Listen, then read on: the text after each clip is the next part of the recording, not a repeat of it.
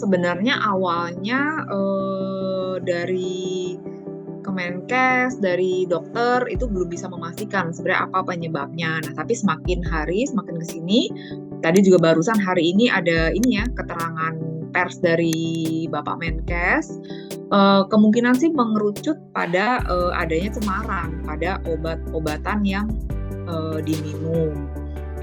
Nah, kemudian, tadi pertanyaan kenapa bisa ada cemaran, mungkin gitu ya, Mbak, Iya, ya kira-kira? karena cemaran ini yang nantinya jadi berbahaya, ya kan, Dok? Iya, Kenapa betul. itu jadi berbahaya gitu, cemarannya itu, dan gimana efeknya itu, Dok? Oh, iya, baik. Jadi mungkin yang membuat masyarakat bertanya-tanya, kok selama ini minum obat baik-baik aja, tapi kenapa kok, beberapa bulan ini kok jadi, agak berbahaya gitu ya, jadi bikin ketakutan.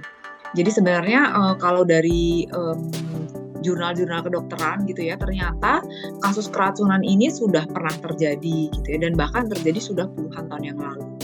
Jadi awalnya dikatakan sih memang, si etilen glikol ini pernah dibuat, menjadi bahan pelarut obat dulu ketika, orang nggak tahu ya kalau ini bisa beracun. Jadi tahun 1930-an dibilang di Amerika terjadi kasus, keracunan. Nah, setelah itu pemerintah membuat regulasi lebih ketat dan, bahan-bahan seperti di etilen glikol sudah nggak boleh dipakai sebagai, bahan pelarut obat gitu.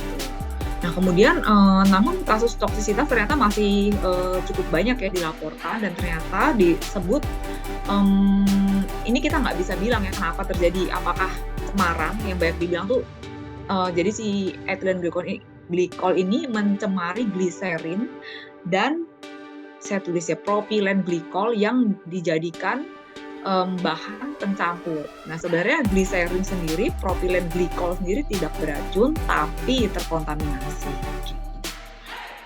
Seperti itu sih kira-kira, Mbak, sejarahnya ya. Jadi memang kasus keracunan sudah pernah terjadi, puluhan tahun yang lalu, kemudian dibuat regulasi supaya lebih aman, tapi masih bisa terjadi kasus pencemaran. Si etilen glikol itu ketika masuk dalam tubuh akan mengalami metabolisme gitu ya oleh enzim-enzim dalam tubuh. Nah, kemudian akan menjadi zat-zat yang, zat-zat itu bersifat asam, bisa bersifat asam, dan itu yang akan menyebabkan, organ-organ tubuh terganggu.